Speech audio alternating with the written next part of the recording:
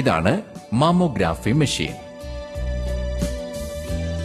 സ്തനാർബുദ നിർണയം കൂടുതൽ പ്രസക്തമായി വരുന്ന ഈ കാലഘട്ടത്തിൽ മാമോഗ്രാം ചെയ്യുക എന്നത് 40 വയസ്സ് കഴിഞ്ഞ ഏതൊരു സ്ത്രീക്കും നിർദ്ദേശിക്കപ്പെട്ടിരിക്കുന്നു.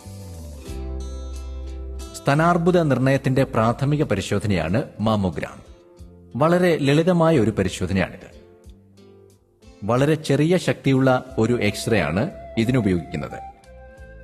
ഗൈനക്കോഡിൽ MLO 2 വ്യൂ എടുക്കുന്ന പേഷ്യന്റിനായിട്ട്.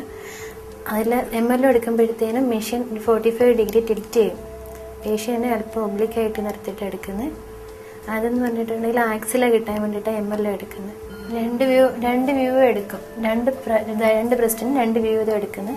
കേസറ്റ് ലോഡ് ചെയ്യുന്നത് ഇവിടെയാണ്. ഇതിനകത്തായിട്ടാണ് കേസറ്റ് ലോഡ് ചെയ്യുന്നത്. അങ്ങനെ ഒരു പേഷ്യന്റിന് 4 ഫിലിം വെച്ചെടുക്കുന്നുണ്ട്. പേഷ്യന്റ് ബ്രസ്റ്റ് ഇവിടെ വെച്ചതിന് ശേഷം ഇത് നന്നായിട്ടൊന്ന് കംപ്രസ് ചെയ്യും. അതിനുശേഷം അകത്ത എക്സ്പോഷർ ബട്ടൺ ഉള്ളത് എക്സ്പോസ് ചെയ്യുന്നത് ഇവിടെ വെച്ചിട്ടാണ്.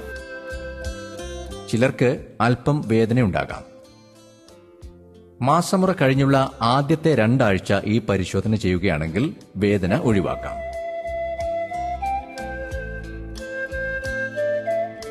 ഇന്ന് multi modality breast cancer screening ആണ് അവലംബിക്കുന്നത്. മാമോഗ്രാം ചെയ്യുന്നതിനോടൊപ്പം എപ്പോഴും ഒരു അൾട്രാസൗണ്ട് പരിശോധനയും ചെയ്യുന്നു. സാന്ദ്രതയുള്ള സ്ഥലങ്ങളിൽ MR മാമോഗ്രാഫി ചെയ്യുന്നത് രോഗനിർണയ സാധ്യത വർദ്ധിപ്പിക്കുന്നു.